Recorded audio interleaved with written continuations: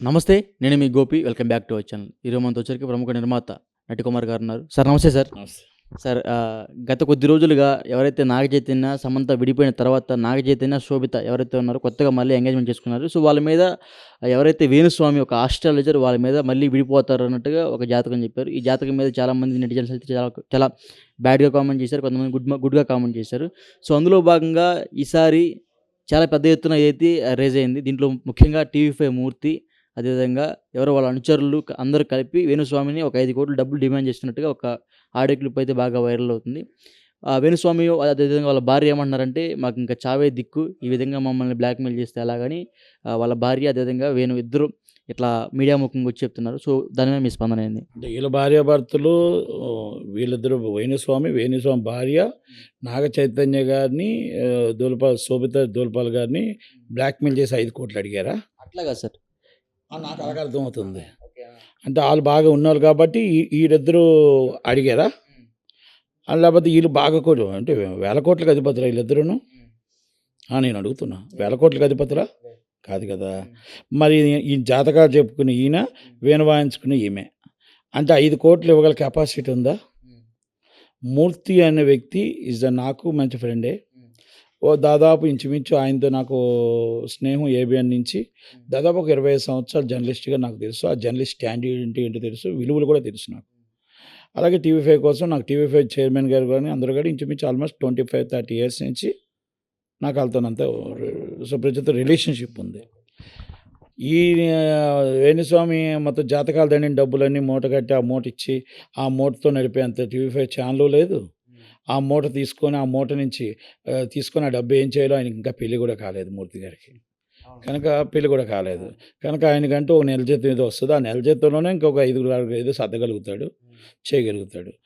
అంటే నాకు అర్థమైంది ఏంటంటే, వేణుస్వామి గారు వాళ్ళకేదో ఒక రాయేస్తే వాళ్ళేదైనా 3, 4 కోట్లు ఇస్తారేమో, ఆ 3, 4 కోట్లు ఏదో వెనకేసుకుందాం అని అనుకుంటున్నారేమో అని అనుకుంటున్నా నేను. వీళ్ళు మూర్తి బ్లాక్‌మెయిల్ చేస్తున్నారా? అనుకుంటున్నా నేనైతే మరి అలాగా. అంటే అనుకుంటున్నా. వాళ్ళిద్దరూ రాలేదు కాబట్టి పరువు పోకుండా మూర్తి గారి మీద తోసేసారేమో అని అనుకుంటున్నా. అంటే వాళ్ళిద్దరూ వస్తే ఎంతో కొంత డబ్బు తీసుకోండి, తీసుకొని మాకేదైనా శాంతి పూజ చేయండి అని చెప్పి డబ్బులు వస్తాయని డిమాండ్ చేసుకుంటారేమో, బ్లాక్‌మెయిల్ చేసుకుంటారేమో అని అనుకుంటున్నా. నేను అలా వేణుస్వామి గారి భార్యని అడుగుతున్నాను. ఆమె ఆడపిల్లే కదా! మా సోదరిని అడుగుతాను. రెండే విషయాలు. ఎందుకంటే నాకు ఒకటే అడుగుతా, అమ్మ నీకు విడాకులు నీకు ఎప్పుడు విడాకులు అయిపోతాయో నువ్వు చెప్తే నీకెంత బాధ అనిపిస్తదో, పెళ్లి కాకుండానే విడాకులు అయిపోతాయంటే అది బాధ అనిపిస్తదా? నీ యంత్రాత్మక నువ్వు నమ్ముతున్న దేవుడు ఉన్నాడు కదమ్మా! నువ్వు నమ్ముతున్న దేవుడి మీద ఒక్కసారి చెప్పు. ఇప్పుడు నువ్వు అంటున్నావు మాకు ప్రాణం మేము పెట్టిన తప్పుకి మాకు ప్రాణభిక్ష పెట్టండి అని అడుగుతున్నావు. బావుంది. కానీ మనం చేస్తున్న తప్పులేంటో వాళ్ళు కొత్తగా ఇంకా పెళ్లి చేసుకోలేకుండానే వాళ్ళు విడిపోమని మనం బ్లాక్‌మెయిల్ చేస్తున్నప్పుడు ఎంగేజ్‌మెంట్ రోజు ఇదంతా జరిగింది. అదే బ్లాక్‌మెయిల్ చేస్తే ఎంగేజ్‌మెంట్ రోజు నేనే చెప్పాను. ఇంక ఎంగేజ్‌మెంట్‌కి ఆయన అన్న మాటకు ముందే చెప్పాను నేను. ఇలాంటివి గాని పొరపాటున చేస్తే మాత్రం బట్టలు ఉడదీసి కొడతానని. ఇంకోటి మళ్ళా అది కాదు నీ భర్తని నువ్వు మందలించాలి. నువ్వు మందలించాలి. ఇది కరెక్టా? ఇదే నీ కుటుంబంలోని మన కుటుంబం అదే నీ కుటుంబం అంటే మన భార్య మన కుటుంబంలోని కూడా ఇలాగే చెప్తే బాగుంటుందా? మన జీవితం కోసం మనం చెప్పుకోలేం కదా! ఎదుటి వాళ్ళ జీవితం బాగుండాలని కోరుకోవాలి తప్ప, ఎదుటి వాళ్ళ జీవితం పాడైపోవాలని చెప్పేసి నువ్వు అక్షంతలు వేస్తావా? అని అడగాల్సింది ఎవరిని? నీ భర్తని కదా!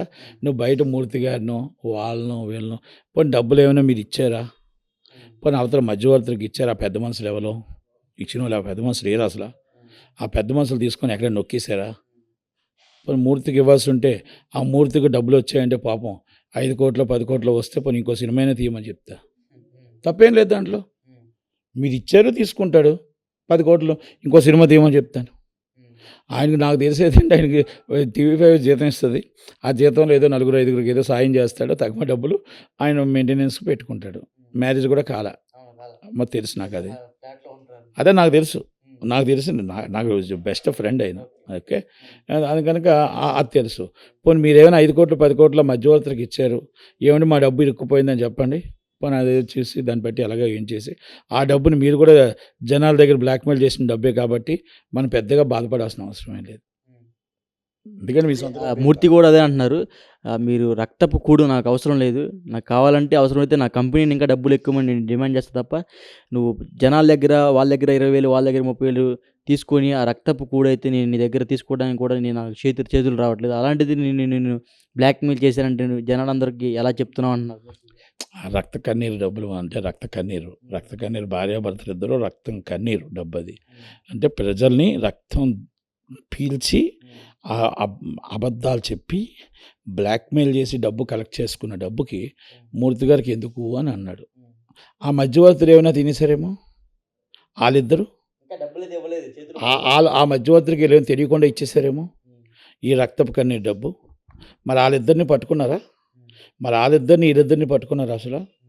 అంటే ఏంటంటే వీళ్ళ మీద అభియోగాలు వస్తున్నవి వస్తున్నాయి కాబట్టి దాన్ని తప్పుదో పట్టించడానికి ఈజ్ అ గేమ్ పేడ్ ఆర్టిస్టులు. అంటే ఒకసారి ఆయన వచ్చేసరికి ఇలాంటి పూజలు చేయడంట, యోని పూజలు చేస్తారంట.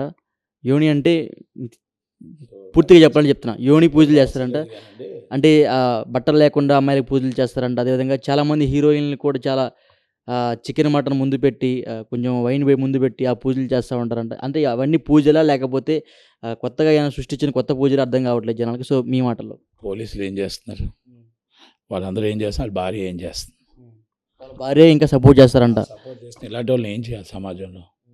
ఏం చేయాలి? ఎదుటి ఆడపిల్లతోని నీ భర్త ఎదుటి ఆడపిల్లతో ఆడుకుంటుంటే నువ్వు కళ్ళు మూసుకుపోతున్నావా, నిద్రపోతున్నావా అని అడుగుతున్నా. కనుక దయచేసి వేణుస్వామి గారి నిజస్వరూపం తెలిసిన తర్వాత కూడా ఏ అమ్మాయిని వెళ్ళి పూజ చేయించుకుంటే అంతకన్నా మూర్ఖురాలు ఇంకొకటి లేదు, అంతకన్నా మాయలు మారాటలు ఇంకొకటి లేరు.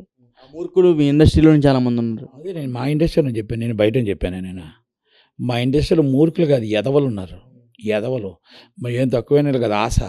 అక్కడ ఏంటంటే ఇక్కడ ఈ వేణుస్వామి దగ్గర ఎవరైనా ఉంటే ఆ వేణుస్వామి దగ్గర నుంచి మనకేమైనా ఇంకా ఈయన బ్లాక్మెయిల్ చేసి రక్త కన్నీరు డబ్బు మనకేమైనా వస్తుందా అని డైరెక్ట్గా వెళ్ళిన వాళ్ళు కూడా ఉన్నారు. చాలామంది ఉన్నారు అలాంటి వాళ్ళు.